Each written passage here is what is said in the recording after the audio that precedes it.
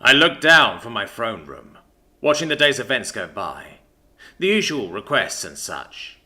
I grant the more reasonable ones, such as lowering taxes for grains to increase food for the common folk. Others I reject, like forging a ring to rule them all. I already rule all. Why do I need a ring for that? It is when we get to the latter part of the day, where the common folk who have gone through the procedures can make requests much like their lords. Sometimes it is simple as just being granted an audience. Sometimes it is to report a noble for corrupt behaviour. Others still wish to interview me for a school project. I will be honest, I do enjoy those. So when I first saw the child step forwards from the queue, I thought not too much on the matter. It must have been a student with the research, someone you idolize. I prepared myself to give a magnanimous acceptance when they spoke. Mr. Dark Lord? I gestured to the guards to ignore the impropriety. I always try to install in my guards not to mistake malice with what could be easily attributed to ignorance. Regardless, I try my best to lessen my battle presence so the child could speak freely. Mr. Dark Lord, I challenge you to a duel to the death, the child announced, drawing a magically conjured blade from thin air. This is not my first time seeing the technique, though it is the first in one so young. Pardon? I ask, completely bewildered. I will strike you down and bring peace to the world. The child, that I can now clearly see as a girl, doesn't falter even when my guards hold a spear to her neck. Or are you so scared that you won't face me? A slight smirk held the promise of the nightmarish teenager she would no doubt become. However, I could only exhale a deep sigh. I'm not in the business of fighting kids to the death. I gestured with my hand for my guards to stand down. Even now it is clear how outclassed she is. You scared? No, not scared. More of a moral issue, really. Tell you what, though, we can have a sparring match. If you do happen to accidentally kill me during... well, it happens. I offer the child, who readily accepts. The court watching this was shocked I had accepted. I could have crushed her without even twitching a muscle. My guards could have easily run her through. But I felt more of a need to find out why she was here. Rising from my throne, I led the way to the courtyard where we could spar.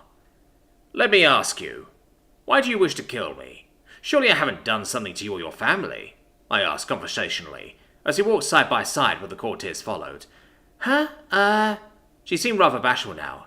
The High Bishop said I was the chosen one, and I would be destined to save the world, so they should be here to kill you for being an inhuman monster. I paused mid-step for a second before continuing. I was shocked to my core. To think the theocracy would do such a thing.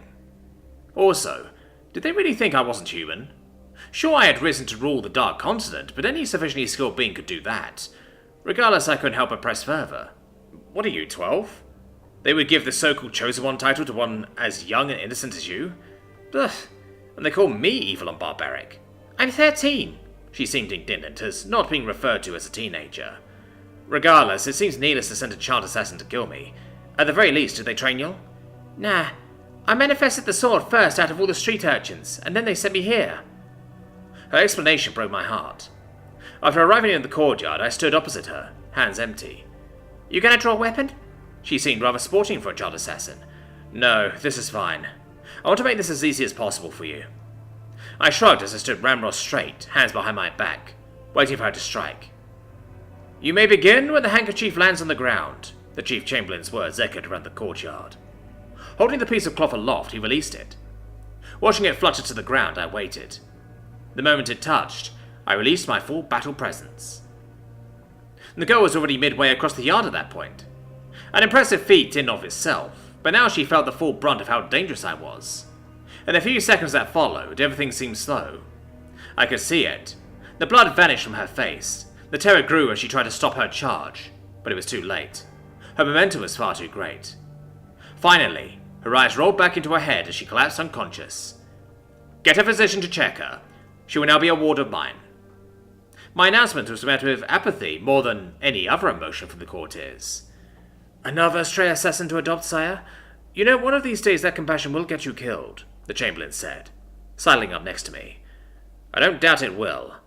But to die due to compassion is a far better way to go than most.